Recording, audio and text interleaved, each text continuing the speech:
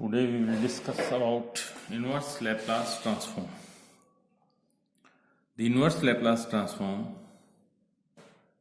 the definition of inverse Laplace transform is if fx is equal to f bar p, then fx is called an inverse Laplace transform of f bar p and written as fx is equal to inverse Laplace transform f bar p. For example, we know that Laplace transform of x raised to power n is gamma n upon p raised to power n factorial n upon p raised to power n plus 1 is equal to f bar p. Therefore, inverse Laplace transform of this one is equal to x raised to power n. Properties of inverse Laplace transform. First property is linearity property. Inverse Laplace transform of C1 F1 bar P plus C2 F2 bar P is equal to C1 F1x plus C2 F2x, where C1 and C2 are constants and Laplace transform of F1x is equal to F1 bar P. Laplace transform of f2x is equal to f2 bar p. Linearity property of Laplace transform is given as Laplace transform of c1 f1x plus c2 f2x is equal to c1 f bar p plus c2 f2 bar p. Therefore, inverse Laplace transform of this one c1 f1 bar p plus c2 f2 bar p is equal to c1 f1x plus c2 f2x, or we can write c1 inverse Laplace transform of f1 p plus c2 inverse Laplace transform of f2 bar p. Next property is first shifting or first translation property. First shifting or first translation property. If inverse Laplace transform of f bar p is fx, therefore inverse Laplace transform of f bar p minus a is e raised to power ax fx, or inverse Laplace transform of f bar p is equal to e raised to power minus ax inverse Laplace transform of fx fp minus a. Laplace transform of fx is given as f bar p. It is defined as 0 to infinity e raised to power minus px fx dx. Therefore, f bar p minus a is equal to 0 to infinity e raised to power minus p minus a into x fx dx. 0 to infinity e raised to power minus px e raised to power ax and fx. This is the definition of Laplace transform of e raised to power ax fx. Laplace transform of e raised to power ax fx. Therefore, inverse Laplace transform of f bar p minus a is equal to e raised to power ax fx. This is known as first shifting or translation property. Second shifting or second translation property is given as if inverse Laplace transform of f bar p is fx and gx is defined as fx minus a when x is greater than a and 0 when x is less than a, then inverse Laplace transform of e raised to power minus ap fp is equal to gx. Laplace transform of fx is given as f bar p is equal to 0 to infinity e raised to power px minus px fx dx. E raised to power minus ap f bar p is equal to 0 to infinity e raised to power minus ap e raised to power minus px fx dx, or 0 to infinity e raised to power minus p a plus x fx dx.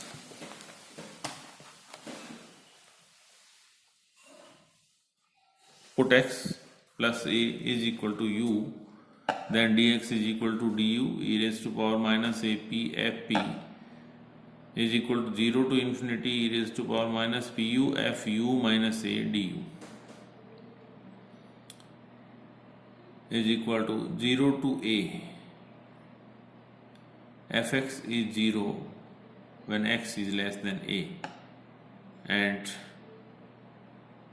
this is f u minus a when x is greater than a, or we can write this plus this is equal to gx.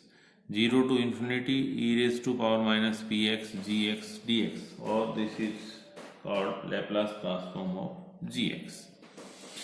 Therefore, inverse Laplace transform of e raised to power minus ap f bar p is equal to gx. Next property, change of scale property. Inverse Laplace transform of f bar p is fx, then inverse Laplace transform of f bar ap is equal to 1 upon a fx upon a.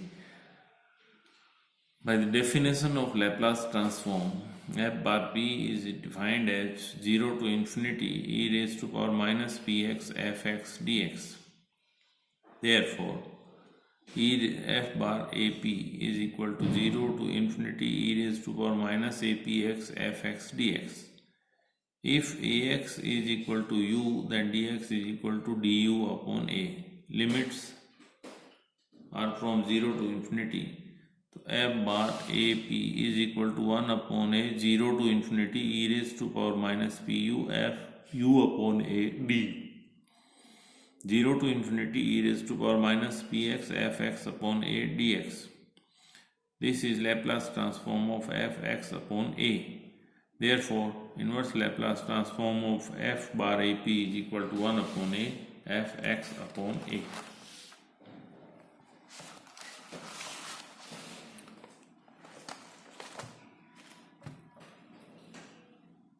Now we take an example.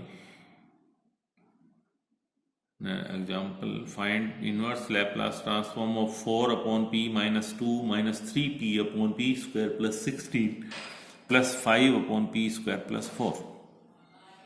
By linearity property, we can write 4 inverse Laplace transform of p minus 2 minus 3 inverse Laplace transform of p upon p square plus 16 plus 5 inverse Laplace transform of 1 upon p square plus 4. Inverse Laplace transform of 1 upon p minus 2 is e raised to power 2x.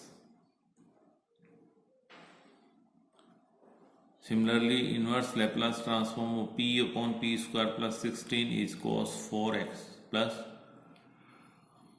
inverse Laplace transform of 1 upon p square plus 4 is 2 into 2 sin 2x. Second example, find the inverse Laplace transform of 1 upon under root 2p plus 3, or we can write this one as 1 upon under root 2 inverse Laplace transform of 1 upon p plus 3 by 2 half, or 1 by under root 2 e raised to power minus 3 by 2x inverse Laplace transform of 1 upon under root p. 1 upon under root 2 e raised to power minus 3 by 2x x raised to power half minus 1 gamma half.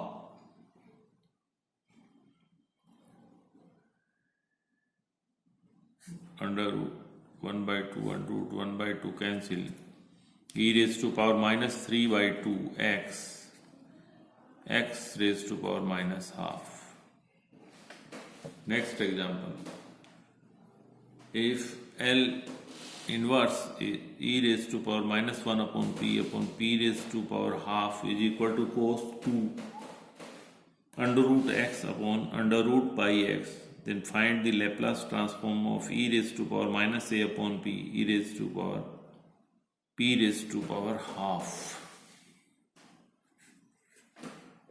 where a is greater than 0. Inverse Laplace transform of e raised to power minus 1 upon p raised to power half is equal to cos 2 under root x upon under root pi x. Therefore, by property,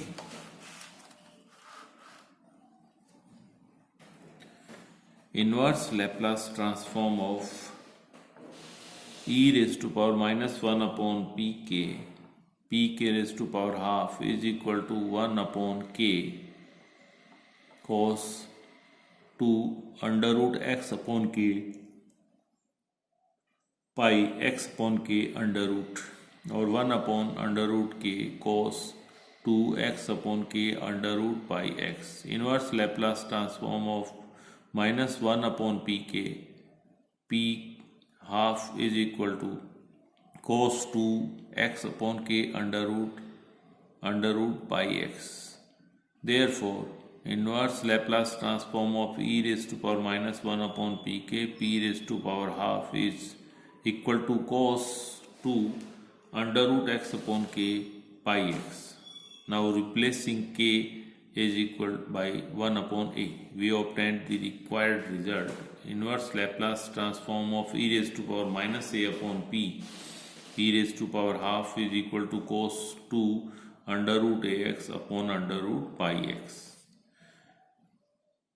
Inverse Laplace transform by resolving the expression into partial fractions.